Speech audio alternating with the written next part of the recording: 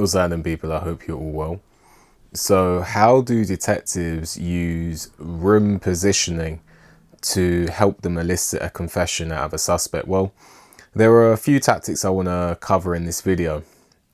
There's a lot of psychological tactics going on even before a word is spoken in the interrogation. And that's what I want to talk about, because when you walk into a room, it might just seem like a casual chat. The suspects in the room, there's a table, there's walls, there's maybe a glass of water, there's chairs, and it all just looks like a normal setting, but it's not. It really isn't. There's a lot of dynamics going on. So I'm going to delve into some of it. So let's talk about the first one. The first one is that the detective will often sit close to the suspect. The detective will often sit close to the suspect. Now, sometimes the detective will start off by sitting, relatively far away. And as the detective ramps up the pressure, he or she is going to close the distance and sit really close to the suspect to create a feeling that the walls are closing in and the truth is about to come out, and also to put psychological pressure onto the suspect to stop them having their own space. And this can be very effective. So that's one reason, the one way room positioning can be used to elicit a confession out of a suspect. The detective will maybe start off sitting quite far away and gradually sit closer and closer to the suspect to decrease the space that the suspect has. Now, the other tactic and the other reason that and way that room positioning is utilized in interrogation is by the detective sitting in between the door and the suspect. Now, often the suspect will be told that you're free to leave. Sometimes the suspect, although is, unofficially the suspect, is officially just a witness or something. And so sometimes the suspect is free to leave at any time because they're not under arrest.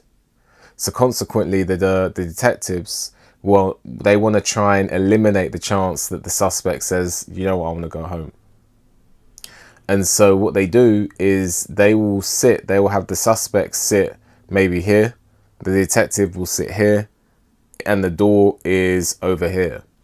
And so the detective is trying to make himself or herself a psychological barrier, an object in between escape. It's almost like the subconscious inference of, if you want to get out of here, you have to go through me.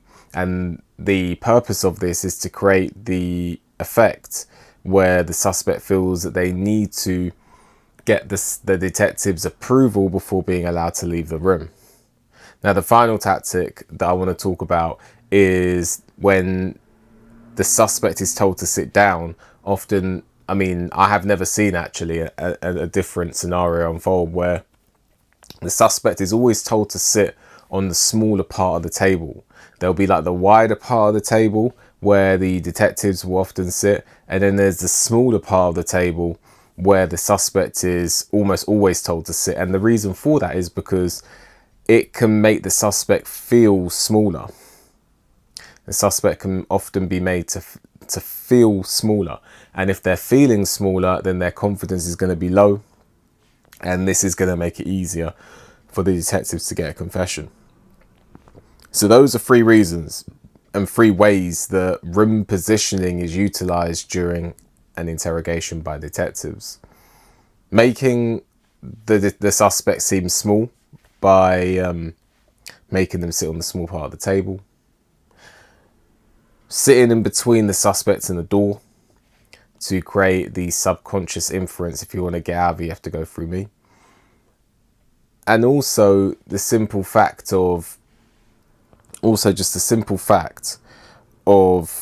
sitting close, sitting close to the suspect to try and make it seem like the walls are closing in. Anyway, let me know what you think. Like the video, subscribe to the channel, leave a comment, hit the notification bell so you get a notification when I make a new video. If you appreciate my work and want to leave a donation, there's a link for that in the description. And with that, enjoy the rest of your day, and I'll see you on the next one. For mortgage advice tailored towards your individual needs, contact PGB Mortgages today. Let them guide you through your home buying journey. Contact details are in the description.